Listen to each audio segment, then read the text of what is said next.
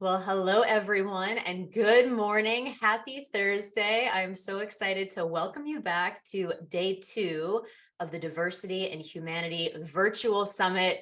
Yesterday was action-packed, jam-packed as you got to meet all of the authors, almost all of the authors of the best-selling book, The Diversity and Humanity. And today we continue the fun, we continue the conversation, we continue the engagement throughout the day. Kicking things off today with best-selling author Melissa Reali-Elliott. Melissa, welcome. So happy to have you here. Yeah, thank you so much, Kaylee. I really appreciated everything that you've done as we've worked together to put this book out, and just everything you're doing to champion the great talents of all of the authors. Hmm. Thank you so much. And, little known fact about Melissa is Melissa is now a two-time best-selling author. She first shared her perspective in the book Greener Data, which was all about making data centers more sustainable, more energy efficient. And now it's like you're multi-talented, can talk about a lot of different things. And so now in this chapter, in this book, you explore how to build more authentic, inclusive, and engaged corporate cultures and DEI programs. And maybe before we begin, and I pass it over to you to teach us, to share what you wrote about in your chapter, just maybe how did these experiences compare? How did it feel like, writing about this topic as opposed to kind of an industry topic that you're also super familiar with? What was that like? Oh, thanks. So it was it was similar. It was fun. I'm actually a writer by job category as well. I do content marketing, and also am a columnist for one of the data center focused magazines, Mission Critical magazine. So I'm kind of used to writing about a whole variety of topics, but you kind of have to like get in the zone on which one you're writing or speaking about that day. And so it requires like not only researching and analyzing and collecting all of your data points and then kind of playing and manipulating with what's my message. It can actually get really fun, and I like the variety of the different writing opportunities, because then it's, what am I feeling today, which one is speaking to me most. So it's been exciting to write about a variety of things. Well, I'm really grateful for you to have shared, your wisdom in this book. And I think what I'm most excited about for what you're about to share with us is that you take a really, organizational and I would say almost practical approach in your chapter, which feels like such a nice blend and balance to what we've brought together in this book. And so for everyone who's watching and joining us on the replay, I think you're going to really be impressed by the knowledge, by the focus, and by the really just the wisdom that you bring to this topic, having been in this space for quite some time. So Melissa, with that, I'm going to pass it over to you. So excited to learn from you, and welcome again, everyone, to day 2 of the summit. Thank you so much, Kaylee. So what I'm planning to speak on today is sort of the background and the intro to why this chapter is critical and why this chapter matters, and how you want to go about building DEI programs into your organization and your leadership style. So as some background, since the dawn of my career, I've been a part of each one of my company's culture committees, employee resource groups, and the like middle management, leadership type of things. So this has led to me being a part of so many really exciting programs and projects that help build engagement and collaboration within each company. So most of my work is in marketing, and so that's already kind of built into what I'm doing. I'm trying to drive engagement with our customers and with our employees alike, because it all plays a part in how our company is perceived. So I've spearheaded educational opportunities, facilitated different strategic meetings, moderated panels, and been on, in one company, their internal board of directors for diverse groups, and launched a remote women's workforce group. So I've been really proud to do this as just a part of my job to build a stronger organization and a better world.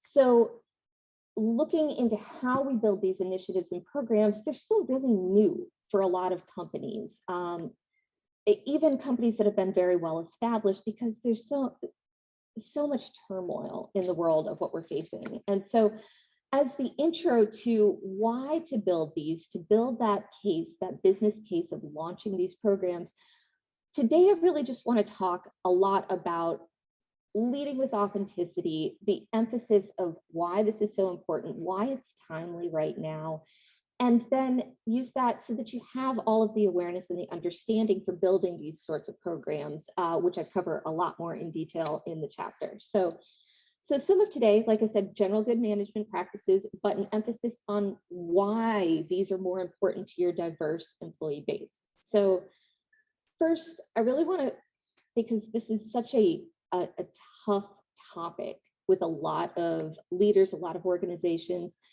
I want to cover the role of institutions and their leadership, because defining an organization's role in a DEI landscape can be a really challenging thing. So on one hand, you're really just here to get a job done, to make and sell a product or a solution to those who need it. And you want the best people for the job. You want them to be able to focus on performance. But more and more organizations and leaders are being called on to have an opinion and a voice on really tough subjects. And not everybody likes that they're being called on to have those opinions because they just want to get their job done. But why is that? Why is it that we are looking to organizations and leaders to fill that space?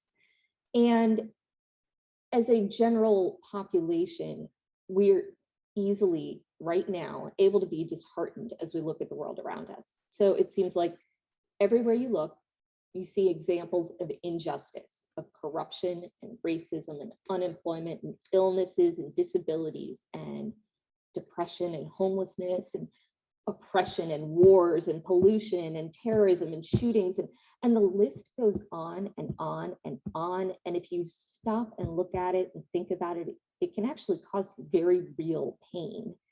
It is hard, just as a member of society, to face a world positively where these realities continue, where you can't trust your neighbors entirely, your communities entirely, and sometimes even your own governments entirely. This is why our institutions matter, our schools, our companies, our social organizations matter for having solutions, because as people, all of us are people, and we want to feel like there are places remaining where order and just treatment are going to prevail, where we won't have to face trials and tribulations like this. And so specifically for our workplaces, we want to see systems of fairness where we're exchanging value for value, our production and work for fair pay and respect. And this is really basic, fundamental, but if you stop and think about it, you realize this is the role of an organization, is to make everything. You've provided work, I provide you that value. This is a mutual reciprocal relationship. So this is why 80% of job seekers right now say that a commitment to a DEI program is important for them when they are choosing between employers. So for this reason, I really want to reinforce the incredible opportunity that each of us has as a leader in setting that culture within our areas of influence, whether there's a corporate program or not, the direct areas that you can influence and control. So this is the importance of fostering that magnetic culture in today's workplace. And that magnetic culture should attract and retain your talented employees, foster creativity and innovation, promote a sense of community, purpose among your members.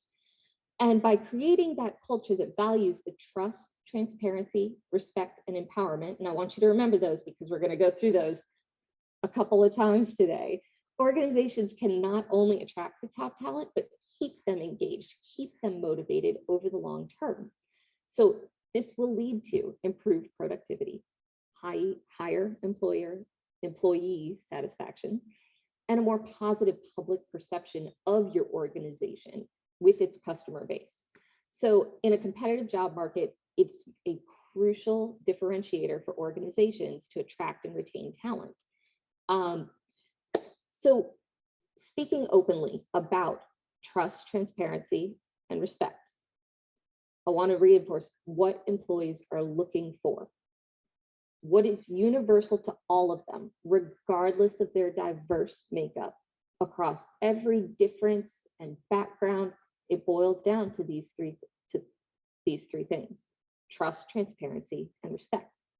And if you think about these for a moment, and growth opportunity is a part of that, these are universal. Everyone wants to feel valued. Everyone wants to feel trusted and to know that they're able to trust their leaders. And everyone wants to believe that if they work hard, they have a better future to look forward to with those opportunities. They're fundamental in the workplace. They're all grounded in your company culture, whether it's written into your values or not. They're also areas where it's very, very easy for an employee to feel that things aren't being distributed fairly. Growth opportunities, transparent communications, and respectful treatment all have to be doled out in a manner that feels fair given their performance, given their inputs. So these are hard things to talk about, and our nature is to avoid the difficult conversations and just focus on what we need to get through each day, but this ongoing dialogue is critical. What's important to note is the only cost, truly the only cost you have to take on is it's next to nothing. It's just the time to communicate with forethought. That's it. It doesn't have to be a large financial burden. It's your time to have a conversation. So the alternative, the cost of avoiding a conversation, can be irreparable. How do we build trust? So if that is our fundamental, what we're trying to do is build authentic trust within our communities, within our employee base, within our teams. How do we build it? Trust is based on two things: shared experiences and predictability. We do this subconsciously as humans. It's our nature. We collect data on the people that we interact with through all of our experiences, and we store this data, use it to build a general idea of a person or an organization. This data, this shared experience that we've had together to collect that data, those data points reveal to us the true nature and the values of the people that we're interacting with. And so this is where your actions truly speak louder than the words that you have on paper. The data has to align. So once you have enough data points, you reach a point where an entity or an organization, a person, a business becomes predictable. Like I said, trust is shared experiences and predictability. So in the friendship world, that's how you build someone from an acquaintance to a best friend. In the world of computer automation, we have IA and systems that do this predictive analysis for us based on measuring actions over time. But as people, this actually becomes what forms our intuition about something, this history of experiences that allow us to very quickly decide when something feels right and when it doesn't. And we'll forever view our interactions through that lens. It may not even be an experience directly with somebody. It can be with a history of people that have acted towards us a certain way. It can be a history with an organization and what they've said and done. So remember, this is what's common to all employees. Every single one of us as people, as workers, and soon we're going to get into how you build this into your DEI programs.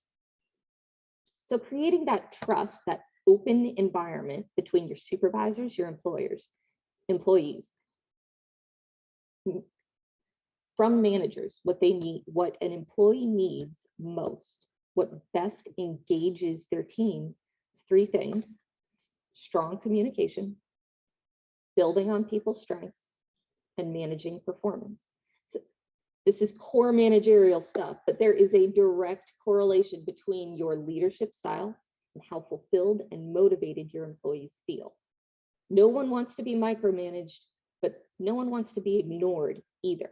So if you sense that your employees aren't as engaged as they could be, aren't performing, this can be a hard thing to hear, but we have to look at our own behaviors, how we may have disengaged as well. We have to work on communicating effectively, frequently with team members. We have to work on healthy ways of providing valuable feedback about performance. And we have to look at ways to build on employee strengths. So remember what employees want: growth, transparency, and respect. Let's translate that into actions. So one of which is, of course, fair compensation. Okay, that's a given. Everyone wants to feel that what they are being given for their work is worth the time, and that it's equal across whatever diverse difference they may have. And we all are different. Every one of us as people has something that makes us unique and different from our other teammates. So we want to feel that that has been equalized. That's a non-issue. Opportunities for growth. This is where growth isn't just financial, it's developmental. It's taking on bigger projects, education and development, visibility with management. These types of things should also be given out in a way that is suited to the performance and to all the parties. People also want a sense of purpose as an action. They want to believe at the end of the day that what they're doing matters, that it is having an impact on the bottom line. And if as a leader, you can build these things in, you will have built that growth, transparency, and respect, that trusting and open relationship. So why does this matter in terms of engagement? If you've got a team that feels they're being compensated fairly with all the opportunities for growth that they could possibly desire, with a sense of purpose, you have great engagement. The problem is that less than 1/3 of people, reports show, are fully engaged in their jobs. This is why we have terms now like quiet quitting.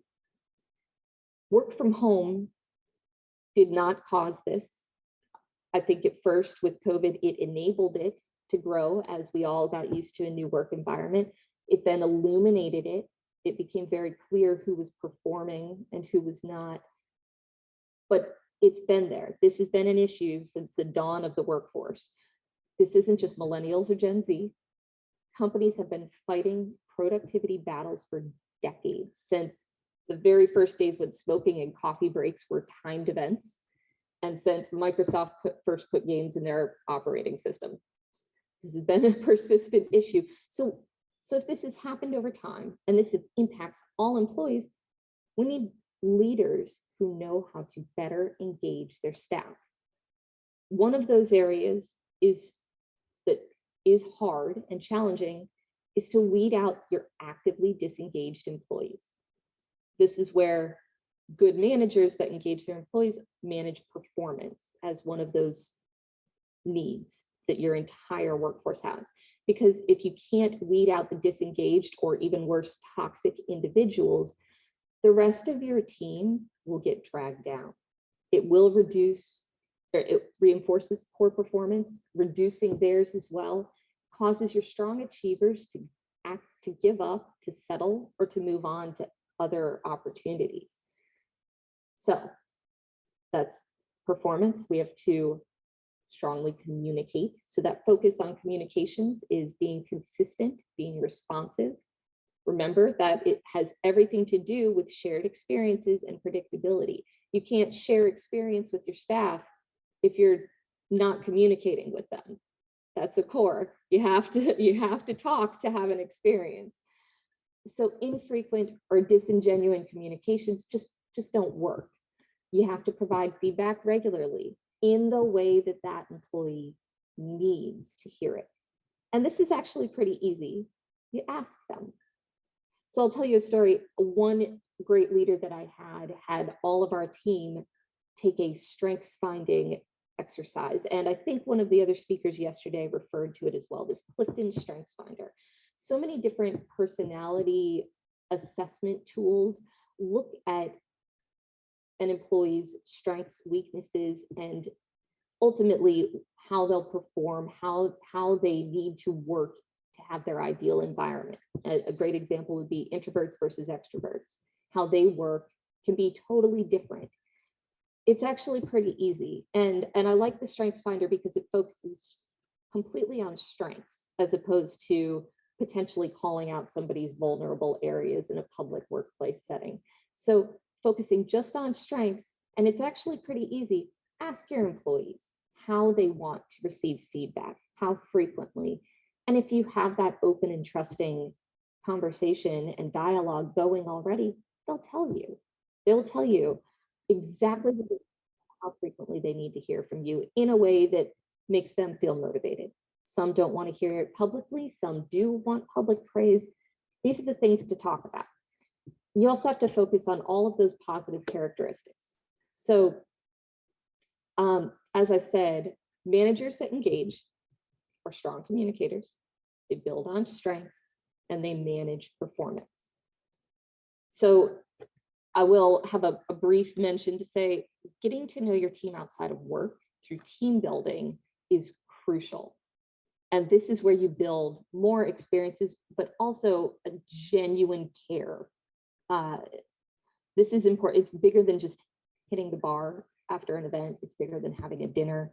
And we'll go into this more as we get into how to build those employee resource group initiatives. But basically, it boils down to its ways to help your employees learn more about themselves, more about each other, the ways that they work and the ways they think, the ways they plan, and to try to be the best versions of themselves every single day. So each employee is complex.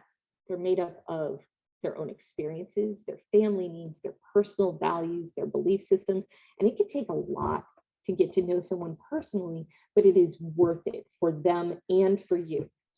So as I said, this is general fundamental stuff for managers. Unfortunately, training for managers doesn't always exist within a company. You get promoted through the ranks by being a strong performer, but that doesn't mean you have the skill set for how to bring others up behind you. So this is core stuff and universal to all, but to relate it to diversity, like I said, we should emphasize, we should really start to look at how much more important this is to your diverse employee base and why that is. So remember, your diverse employees are not just seeking employment and community, but they're actually members of a group that feels discriminated against. This can be based on their own perception of treatment that they have experienced in the past. This is something that's been built up over years. It can also be true of how others perceive them now. So these are perception issues, and that is all. We have to recognize that it's not an imaginary issue. It's how we perceive others and how we feel we are being perceived. This is core. So we face common issues as people if you are in one of those diverse categories of not being seen or treated as an expert, not having as strong or valuable of technical skills, being perceived possibly as having been hired as a token representative, just to give the appearance of a diverse employee base.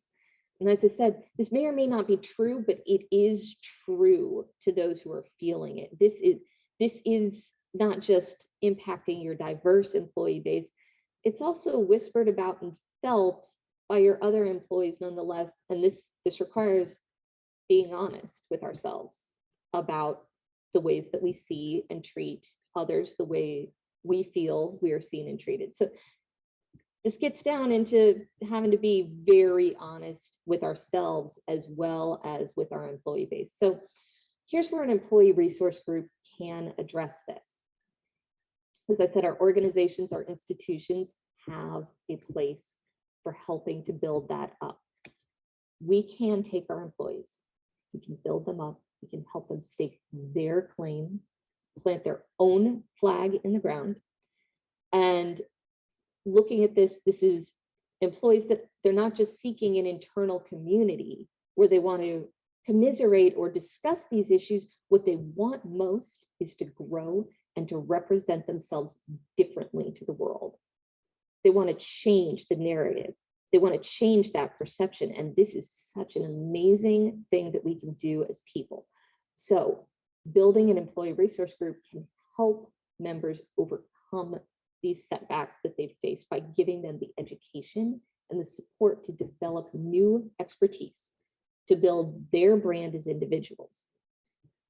So in my chapter in the diversity in humanity, I cover everything that you would need to consider to build an internal DEI program, from making the business case to launch one, to choosing your group breakdowns, planning your activities, the challenges of managing, and then measuring their success.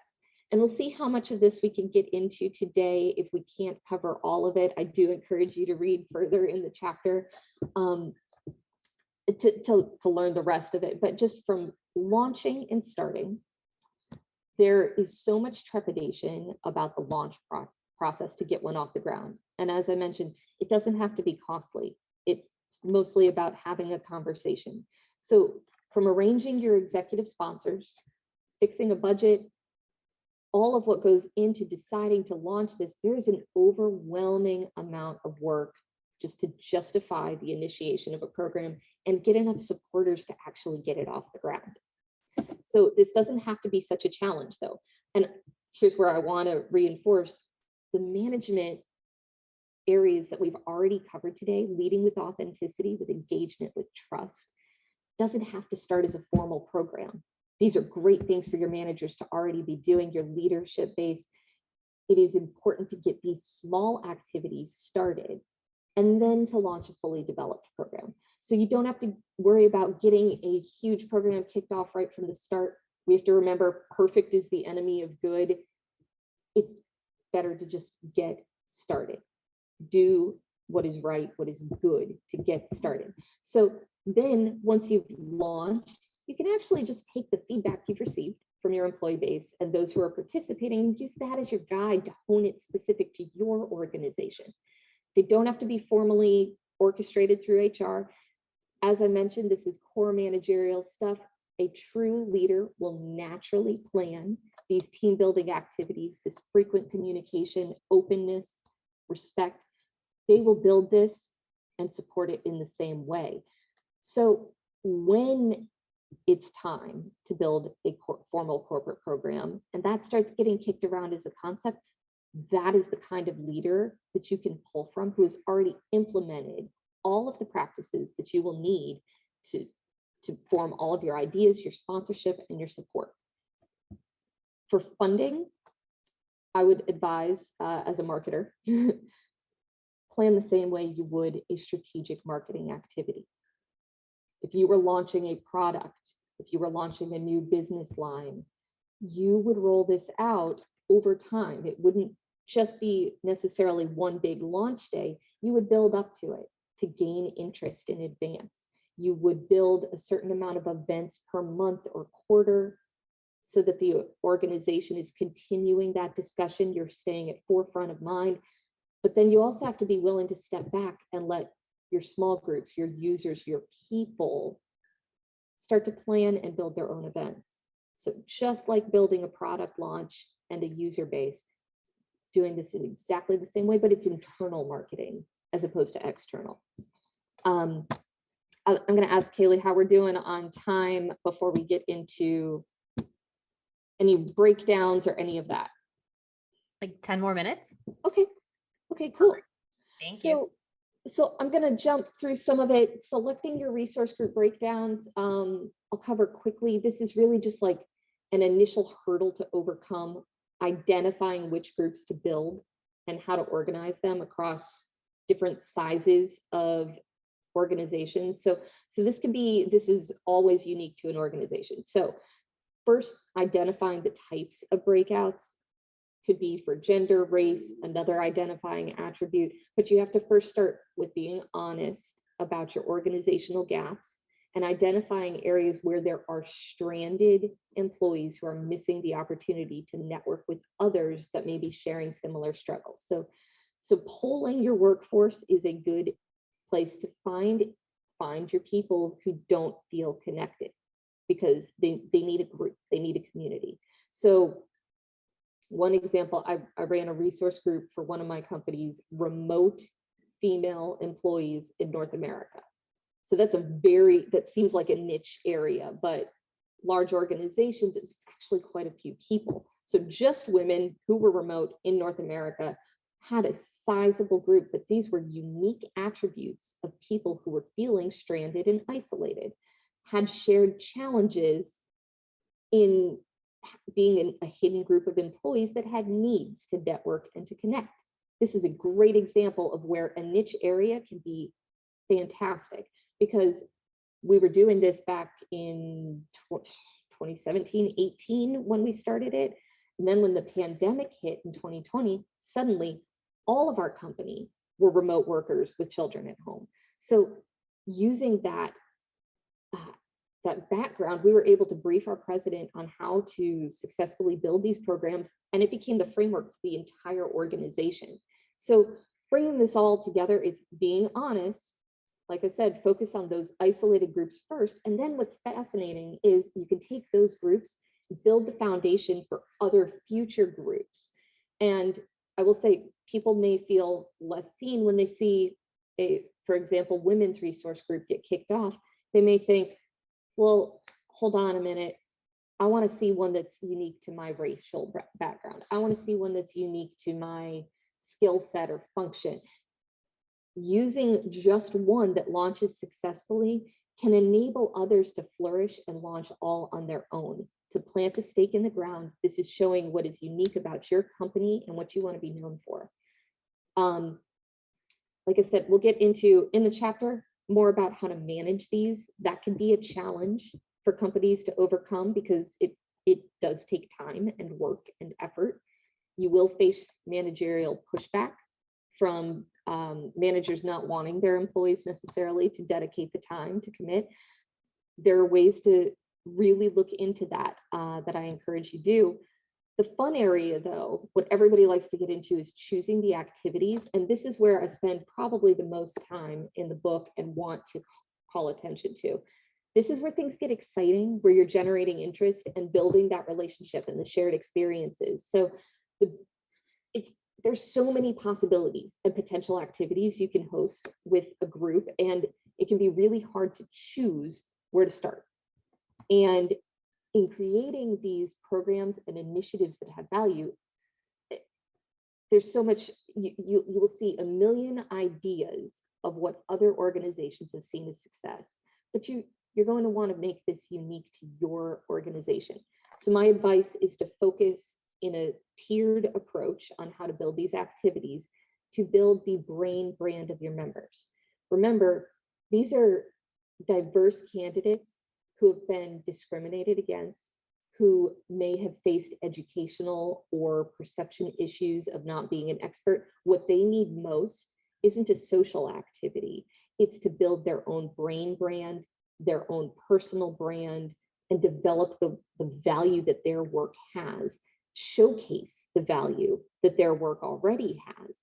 So focus away from the network-based cocktail hours and yoga and health and wellness, because those are general to all employees. Those are great.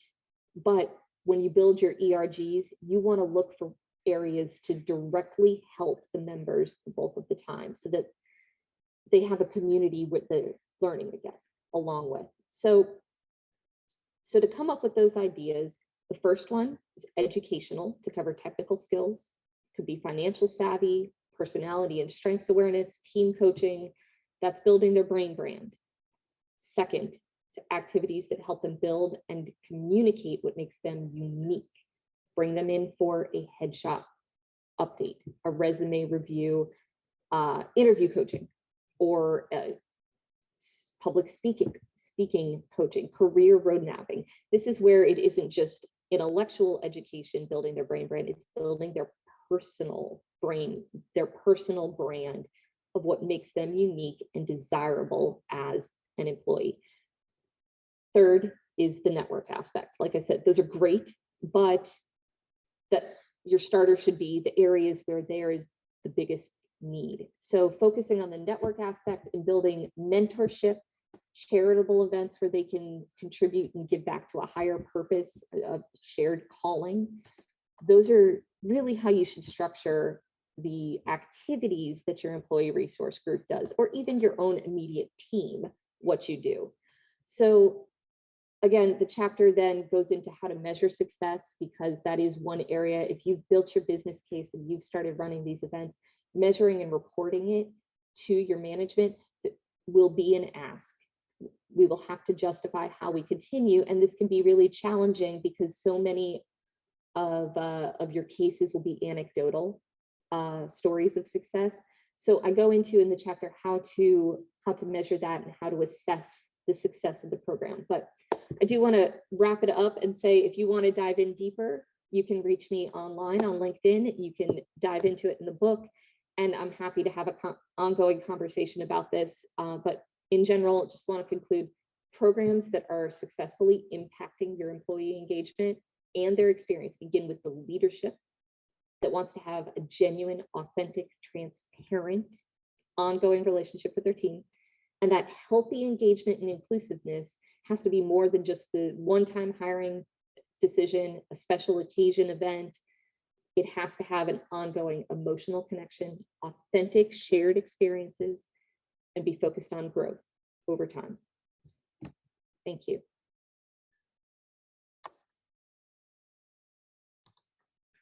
Melissa, I'll hop in and just say thank you so much for joining us, for sharing so clearly like the many experiences that you've had and therefore lessons learned, and building out these programs within organizations. And I want to remind everyone to, of course, read Melissa's chapter, to check out the book. I just dropped the link in the chat for the first time this whole summit. Yeah, go buy the book, read it if you haven't. The link's right there. Melissa, thank you so much. Appreciate you, and can't wait to see kind of what continues to happen as you share your message more and as more companies start to get more thoughtful. I think we're at the point where people are craving some more intentionality around some of these efforts. And so thank you so much for kicking us off here at day 2 at the summit. And thank you all for joining us. And I'll see you again at the top of the hour, where you'll get to meet 2 best friends, Karen and Reggie, who participated in this book experience together. So you won't want to miss that. It's all about their friendship forged in diversity. Melissa, thank you. Everyone, thank you for joining. We'll see you in just a few. Thanks. Thank you. Bye.